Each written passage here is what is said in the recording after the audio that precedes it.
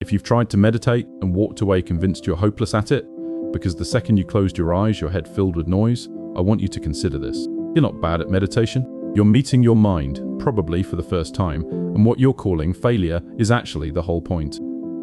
Somewhere along the way, we got sold a strange idea about what meditation is supposed to look like. We picture a perfectly still person on a cushion with an empty, glassy mind, floating in some blissful nothing. So we sit down, we close our eyes, and within about 4 seconds we're thinking about lunch and an old argument and whether we left the stove on.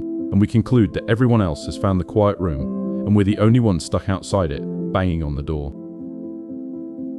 But here's a different way to see it.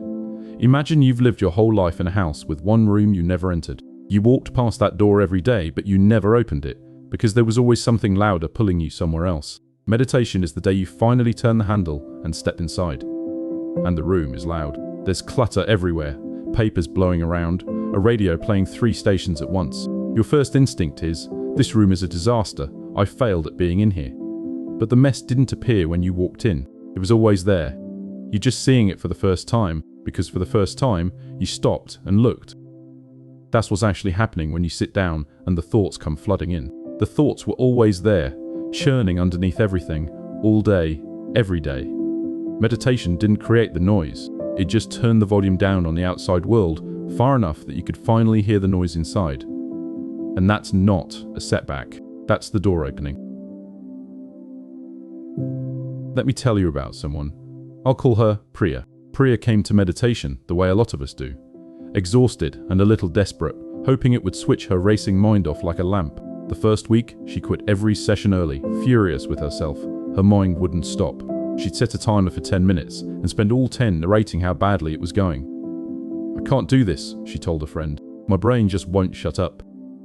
What changed for Priya wasn't that her mind got quieter. It was a single sentence from a teacher who told her, "You're not supposed to stop the thoughts, you're supposed to notice them." So she tried something new. Every time a thought pulled her away, instead of fighting it or scolding herself, she just said quietly, thinking, and came back to her breath. And then it happened again. Thinking, come back. Again, thinking, come back. After a few weeks, she realized the noticing was the practice. The coming back was the rep. She hadn't been failing for all those weeks. She'd been doing the exact thing, while believing she was doing it wrong. There's real science under this, by the way. Neuroscientists studying long-term meditators have mapped what they call the default mode network, the part of the brain that hums away when we're lost in self-referential thought, replaying the past, rehearsing the future. What the research found is striking. It isn't that experienced meditators have a silent default mode network, it's that they get faster at noticing when it switches on, and faster at stepping out of it. The skill being built isn't silence, it's the catch and return, the moment you realize you've drifted and gently come back. Every single drift is a chance to train that, which means the wandering mind isn't the obstacle to the practice. The wandering mind is the gym. So if you've been calling yourself bad at this, here are 3 things I want you to understand about what you're actually doing. First, a busy mind in meditation is not a sign you're failing.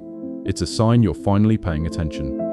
The noise was always there. You're just no longer drowning it out. Seeing the clutter is the first honest moment you've had with your own head in years, and honesty is never the failure. It's the beginning. Second, the point was never to empty the room. It was to stop being afraid of it. You don't meditate to delete your thoughts. You meditate to change your relationship to them, to learn that a thought can arise, and you don't have to chase it, believe it, or become it. You can watch it float past like weather. That's not the absence of mind, that's freedom inside it. Third, every time you notice you've wandered and come back, that is the entire exercise, completed, in full. People think the good meditation is the one where they stayed focused the whole time. But the rep that builds the muscle is the return. So the session where you drifted away 200 times and came back 200 times wasn't a bad session. It was 200 repetitions of the only thing that matters. So stop grading yourself on a stillness that was never the goal. You were never bad at meditation. You were just meeting your own mind for the first time. And like any first meeting with something you've avoided, it was loud and messy and a little overwhelming. That's not a reason to leave the room. That's the reason to stay. The teacher, Thich Nhat Hanh, once said that feelings come and go like clouds in a windy sky, and conscious breathing is your anchor. He never said the sky had to be clear. He said, you get to be the one who stops being blown around by the weather.